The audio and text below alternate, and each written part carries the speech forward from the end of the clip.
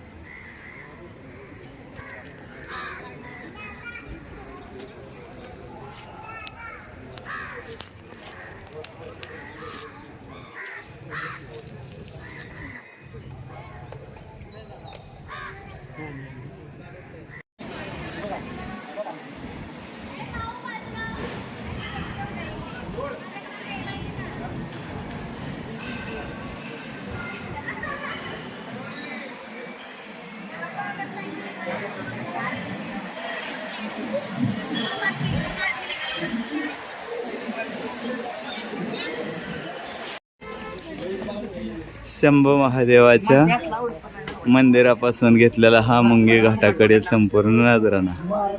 कस काय हिरवा शालू नेसलेली धरणी माता आणि डोंगर आणि निसर्गाच्या सान्निध्यात असणार हे शिखर शिंगणापूर. बळीचं देऊळ बघितलं काही तर ह्या काही बळीचं देऊळ. निसर्ग आणि निसर्गाच्या सान्निध्यात वसलेलं श्री क्षेत्र शिखर शिंगणापूर. आणि शिखर शिंगणापूरचा हा संपूर्ण नजराणा मी आपल्यापर्यंत पोहोचवण्याचा प्रयत्न करत आहे. हा शिखर शिंगणापूरचं मंदिर आणि हे लागलेली दर्शनाची बारी. हा इकडं बघा जुनाट किल्ला. मंदिराच्या पदार्थामध्ये बांधकामासाठी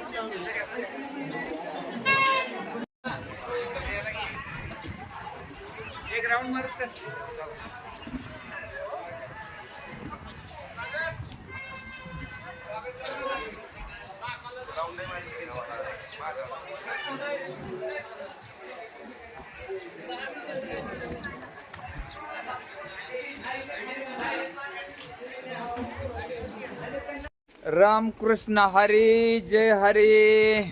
झालं बघा शिंगणापूरचं शंभू महादेवाचं दर्शन झालं बघा.